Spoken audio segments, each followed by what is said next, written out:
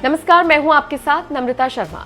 यूं तो उत्तर प्रदेश की 403 विधानसभा सीटों पर चुनाव चल रही हैं और लेकिन कुछ सीटें ऐसी हैं जिन पर सबसे ज्यादा नजरें टिकी हुई हैं।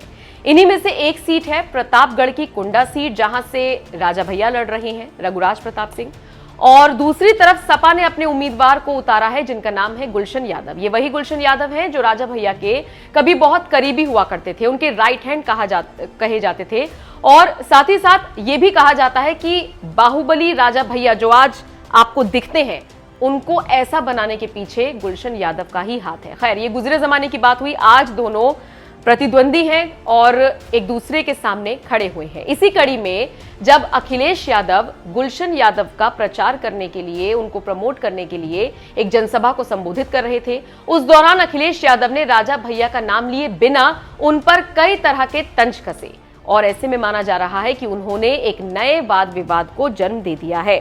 बताते चले आपको, अखिलेश यादव ने पहले तो कहा कि गुलशन ही यहां पर गुलशन खिलाएंगे। ऐसा लग रहा है कि इस बार गुलशन ही यहां का गुलशन खिलाएंगे, और ऐसा महसूस हो रहा है इस क्षेत्र को गुलशन ही गुलशन करेंगे। और हमारे दूसरे प्रत्याशी जो गिरीश हैं, वो भी हमारे सहयोग में खड़े हैं, इनकी भी मदद करना। गुलशन यादव की तारीफ करते हुए अखिलेश यादव बड़े बड़े दावे और वादे कर ही रहे थे कि अचानक से उनका माइक बंद हो गया।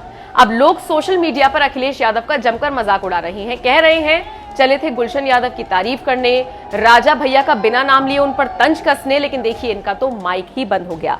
बताया जा रहा है कि जब वो जनसभा को संबोधित कर रहे थे, उस दौरान लगभग 3 से 4 मिनट तक अखिलेश यादव का माइक बंद रहा और अखिलेश यादव को इस बात का पता भी नहीं चला। वो तो जब उन्हें रिएक्शन सामने से मिलने शुरू हुए कि आवाज नहीं आ रही है और लोगों ने यहां वहां देखना शुरू कर दिया, तब उनको एहसास हुआ कि शायद उनकी बात लोगों के बीच नहीं जा रही है। हालांकि फिर जैसे तैसे उन्होंने इशारा दिया और फिर वहां पर लोग आए, माइक को ठीक किया गया और उसके बाद उन्होंने अपनी बात को संभालते हुए फिर से राजा भैया पर तंज कसना शुरू किया और उसके अलावा योगी सरकार पर भी खूब बरसे।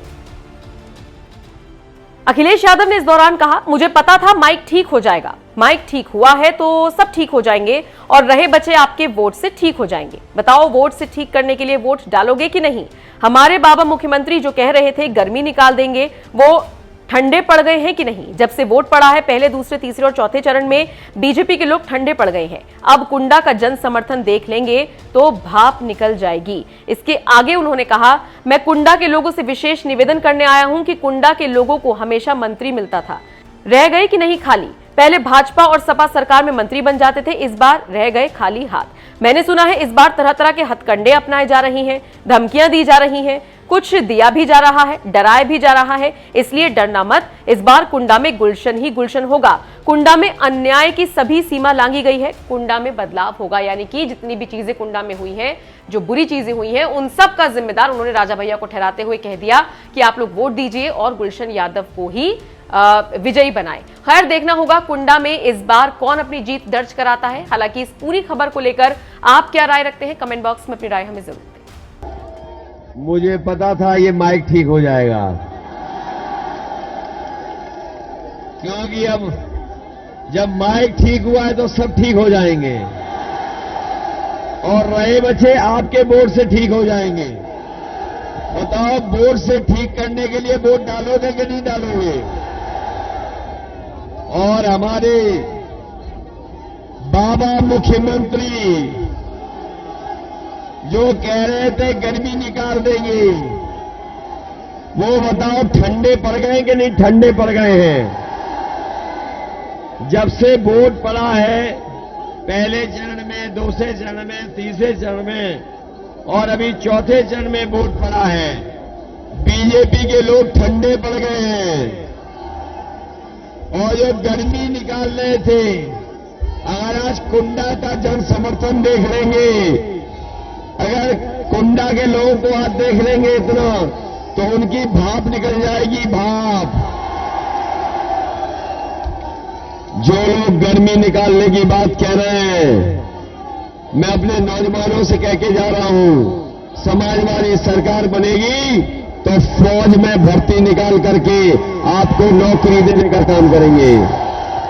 पुलिस में नौकरी निकालेंगे, पुलिस में भी नौकरी निकलेगी और 11 लाख जो सरकारी नौकरियां खाली हैं उन सरकारी नौकरियों को भी भरने का काम नौजवानों को नौकरी दे करके करेंगे। ये हमारे बाबा मुख्यमंत्री कह रहे हैं कि उन्होंने बहुत सारे लैपटॉप बांट दिए हैं। बताओ कुंडा के नौजवानों, किसी को लैपटॉप मिला हो तो बता दो। ये जो स्मार्टफोन दिखाई दे रहे हैं, क्या ये बाबा मुख्यमंत्री ने दिए आपको? और अभी आपने सुना होगा एक बीजेपी के नेता का भाषण, जो लैपटॉप देने की बात कर रहे थे, उनका भाषण सुनकर के जनता लोटपोट हो रही है। उन्होंने कहा कि इंटर पास करके जो 12वीं पास कर लेंगे उन्हें लैपटॉप देंगे। अरे शुक्र है कि उन्होंने ये नहीं कहा कि इंटर पास करने के बाद जो 10वीं में एडमिशन लेंगे उन्हें लैपटॉप देंगे। बताओ आपको अपनी खेतों की रखवाली करनी पड़ रही कि नहीं करनी पड़ रही? जब से इनकी सरकार आई है डीजल पेट्रोल इतना महंगा कर दिया है कि हमारे गरीब की गाड़ी नहीं चल पा रही है। और जो पैसा गरीबों की जेब से लूट करके ये अमीरों की तिजोरी में भर रहे हैं, वही अमीर मौका पा करके बैंकों से पैसा लेकर के भारत छोड़ करके भाग रहे हैं। बताओ भारत छोड़ के भागे कि नहीं भागे? एक उद्योगपति 28 बैंकों का पैसा लेकर के और 23,000 करोड़ रुपए लेके भाग गया। ये सरकार नहीं पकड़ पाई।